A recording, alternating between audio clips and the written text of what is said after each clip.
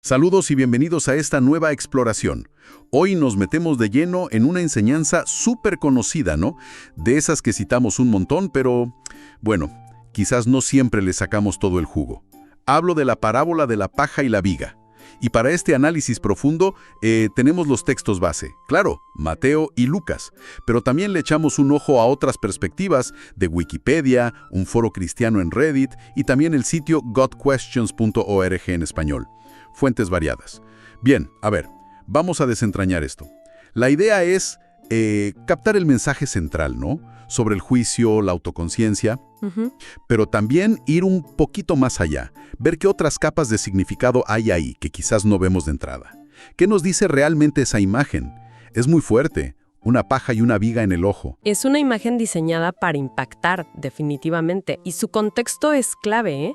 Está justo en el Sermón del Monte, según Mateo, capítulo 7, versículos 1 al 5.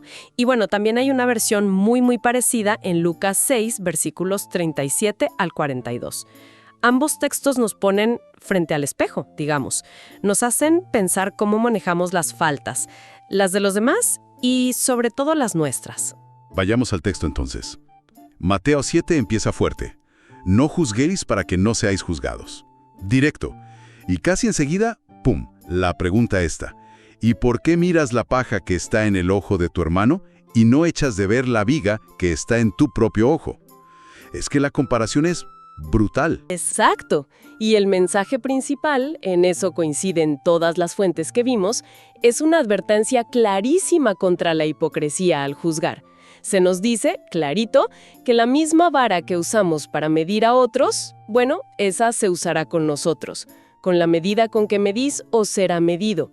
Y el uso de la hipérbole, ¿no? Esa exageración de comparar una pajita diminuta con una viga de construcción, pues subraya lo absurdo que es. Lo ridículo de andar fijándonos en defectitos ajenos cuando nosotros tenemos, bueno, problemas monumentales que ni vemos. God Questions resalta mucho eso, el uso de la exageración para impactar, para que reaccionemos. Claro, para que nos demos cuenta. Pero aquí es donde la cosa se pone quizás más profunda. Una de las fuentes, la discusión en Reddit, propone algo distinto, o bueno, un matiz interesante. Sugiere que la viga podría no ser solo un pecado más grande así, en tamaño, sino que podría representar líos más de fondo, ¿sabes?, del corazón. Prejuicios, ira guardada, sentirnos superiores, impaciencia, esas cosas. Y la paja, entonces, sería el pecado más superficial, más visible de la otra persona. Eso es fascinante, porque esa interpretación conecta perfecto con un tema central del Sermón del Monte, el estado del corazón, lo interno. Si lo vemos así, intentar corregir la paja de alguien sin haber nosotros lidiado con nuestra propia viga, con esas actitudes internas, ¿no?, pues significa que nuestra ayuda, aunque creamos que es con buena intención, puede sentirse como, no sé, como agresiva o condescendiente, sin empatía. Es como querer hacer una cirugía delicada con las manos sucias, digamos. El riesgo de hacer más daño es altísimo. La fuente de Reddit incluso advierte, y esto es fuerte, del peligro de meter un pedazo de nuestra viga en sus corazones al intentar sacarles la paja. ¡Uf! Es una llamada de atención seria sobre cómo nuestras propias broncas internas pueden contaminar todo. Sí, una idea potente. ¿Y cómo se manejaría esa viga interna según esa mirada? La misma discusión sugiere que no hay varitas mágicas, ¿eh? Se necesita oración, pedir ayuda a Jesús para enfrentar esas vigas, buscar ver las cosas y a la gente como Él las ve. Y reconocen que esto, pues, es un trabajo en progreso, no es algo de un día para otro. Y esto encaja perfecto con una aclaración súper importante que hace godquestions.org. Ojo, la enseñanza no es ignoren el pecado o no ayuden a nadie, para nada. Jesús dice que hay que sacar las dos cosas, la paja y la viga. No es una u otra. La clave está en el orden y en la actitud. Es fundamental. God Questions cita Gálatas 6.1, que dice que los espirituales deben restaurar al que cayó, pero ojo, con espíritu de mansedumbre, con ternura, con humildad. Y dice, considerándote a ti mismo, no sea que tú también seas tentado. Así que primero, el autoexamen, honesto a fondo. Saca primero la viga de tu propio ojo. Y solo entonces, ya con la visión clara, con humildad, con la actitud correcta, gentileza, empatía, ahí sí estás en condiciones de ayudar de verdad al hermano. Mencionan también 1 Corintios 11:31. Si pues nos examinásemos a nosotros mismos, no seríamos juzgados. Ese autoexamen es como un filtro, ¿no? Preventivo. Entiendo. El orden es clave. Primero yo, adentro, y después, con cuidado y humildad, ayudar afuera. Ahora, la fuente de Wikipedia, que analiza esto desde una perspectiva católica, mete en la conversación la regla de oro, que aparece poquito después en Mateo 7. ¿Cómo se conecta esa regla de trata a los demás como quieres que te traten con esto de no juzgar con hipocresía? Es una conexión bien interesante, porque amplía el marco. La regla de oro, que es Mateo 7:12, así que todas las cosas que queráis que los hombres hagan con vosotros, así también haced vosotros con ellos. Funciona como un principio súper práctico, ¿no? Universal de ética, de caridad. Es en cierto modo la cara positiva de la moneda de no juzgar. Si no quieres que te juzguen duro o injustamente, pues no lo hagas tú. Aplica el estándar que querrías para ti. Es como la base. Sin embargo, esa misma interpretación que recoge Wikipedia dice que, ojo, es un límite inferior, como el punto de partida del amor cristiano. El ideal más alto, argumentan, es el mandamiento de Jesús de amar como Él amó, que es un amor de sacrificio. Pero sí, la regla de oro conecta directo el no juzgar con una actitud activa de buena onda, de equidad. Tiene lógica, como un piso mínimo de conducta. Ok.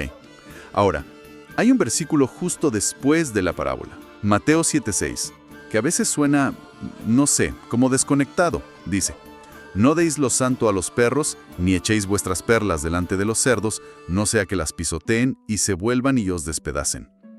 ¿Cómo encaja esto aquí, según las interpretaciones? ¿No choca un poco con el llamado a no condenar? Sí, a primera vista la verdad es que puede sonar como un cambio de dirección un poco brusco.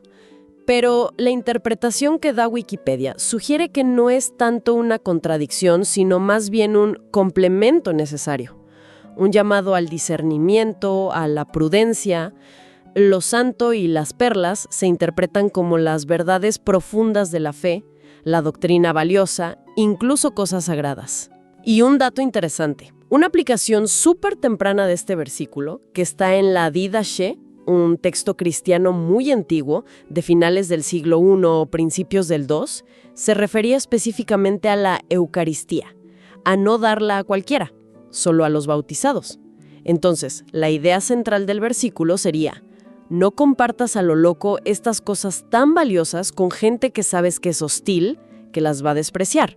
Los perros, los cerdos, que eran símbolos de impureza y hostilidad en esa cultura. Gente que no solo podría rechazar el mensaje, pisotearlo, sino que hasta podrían volverse agresivos contra ti, se vuelvan y os despedacen. Así que este versículo mete una capa de sabiduría práctica, de prudencia que equilibra lo del juicio. No es solo no ser hipócrita al juzgar, sino también ser sabio, discernir cómo, cuándo y con quién compartes lo más valioso. No ser ingenuos, digamos. Entendido. Es un matiz importante, sí. Humildad al juzgar, pero también prudencia al compartir. Vale. Y si comparamos con la versión de Lucas, capítulo 6, versículos 37 y 38, parece que el énfasis como que se amplía, ¿no? Lucas no solo dice no juzguéis, sino que le suma no condenéis. Perdonad y seréis perdonados. Dad y se os dará. Medida buena, apretada, remecida y rebosando. ¿Qué le añade esta perspectiva de Lucas? Exacto. Lucas cuenta la misma parábola casi palabra por palabra, pero la pone en un marco que resalta todavía más las acciones positivas, la generosidad radical. Mientras Mateo se enfoca mucho en la advertencia contra el juicio hipócrita, Lucas le pone mucho acento al hacer positivo. No solo evitar juzgar y condenar, sino practicar activamente el perdón y una generosidad que se desborda, ¿no? Esa imagen de la medida buena, apretada, remecida y rebosando es potentísima.